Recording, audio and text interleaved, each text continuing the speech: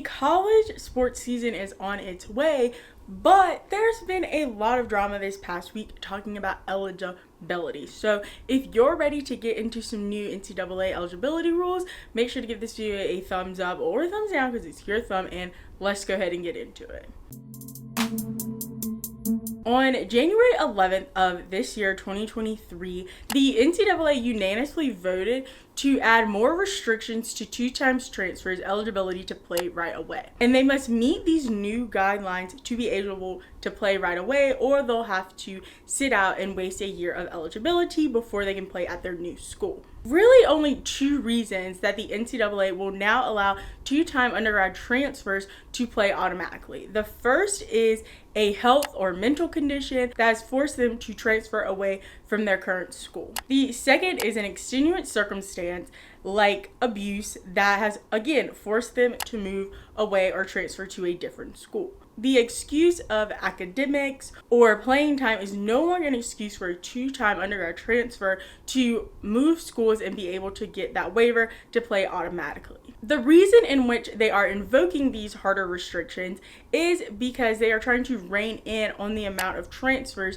in the transfer portal, as almost 2,000 students are in the transfer portal at the end of every season, and this only applies to undergraduates. A grad transfer will still be able to play right away, which goes along to the previous guidelines. Now, you might be confused why this has angered so many athletes and fans this past week. Well, this is because most of the transfers that want to play in the 2023-2024 season that's literally going to start in the next few weeks transferred to their schools they are currently at because of those previous guidelines allowed them to play right away due to a two-time waiver with a different set of guidelines. In August of 2022, the NCAA did announce that they were going to implement more restrictions to two-time transfers, but they did not give any information on what those restrictions would be.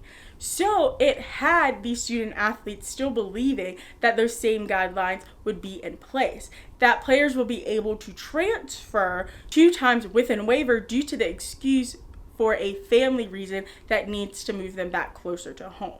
And the date of which these guidelines were permitted is also very important because most fall athletes choose to transfer in early to mid-December, sometimes in November, if their season ends in November. And since these guidelines happened in January, a lot of these athletes had already committed to play at their new schools. The three biggest players that have been getting attention about this new eligibility rule is number one, Tez Walker. Walker was under the assumption that he could play right away at UNC, the school he decided to transfer this year, due to the previous guidelines which say two-times transfers are allowed to automatically be eligible to play because he is moving for a family health situation. Due to the fact of his ailing grandmother, he wanted to move back to North Carolina, which he is from, Charlotte, North Carolina. The previous schools that Tez attended was he started out at North Carolina Central, but never played due to COVID, which canceled the fall and spring season there. And he spent 2 seasons at Kent State, where he was a starter, and now he has transferred to UNC. And UNC has appealed this ruling,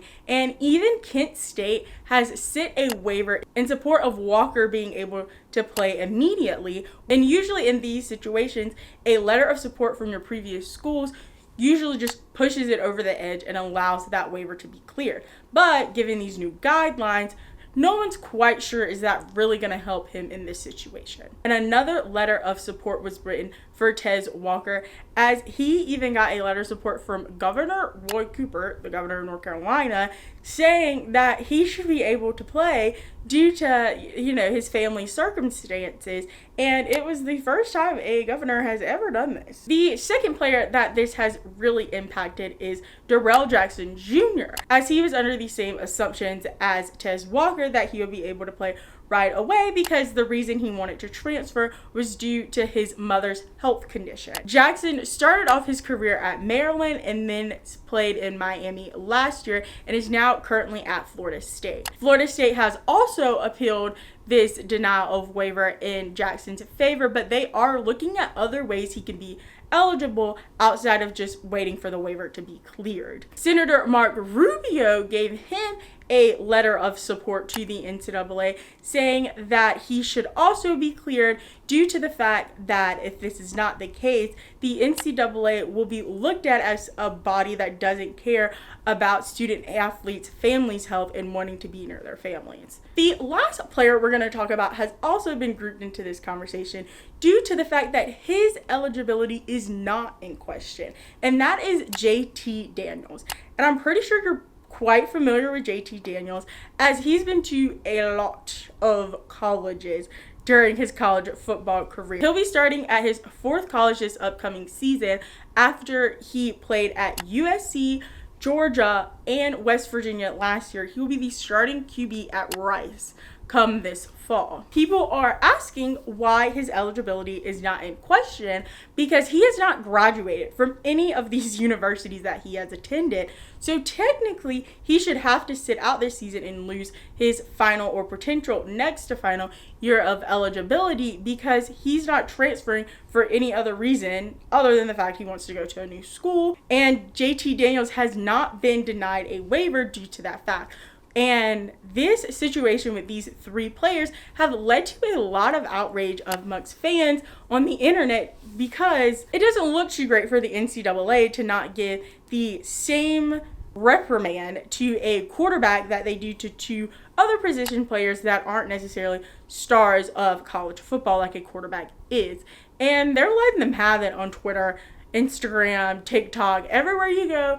They're coming at the NCAA, really giving that comparison to JT Daniels, which I think is an interesting situation. And the NCAA has not said much about it. Well, now that you know so much about college football eligibility and the new 2-time transfer rule, make sure to check out this playlist right here, which is just full on all things college football, how they work, NIL, eligibility, and how the college football playoffs work. Make sure to subscribe and hit the bell to be notified every time I post a new video, which are Mondays at 11 a.m. Eastern Standard Time. As well as leave me a comment down below telling me how do you feel about this new 2-time transfer rule and is it really being handled in the best way possible. Make sure to give this video a thumbs up or a thumbs down because it's still your thumb, and remember, don't be afraid to join the convo.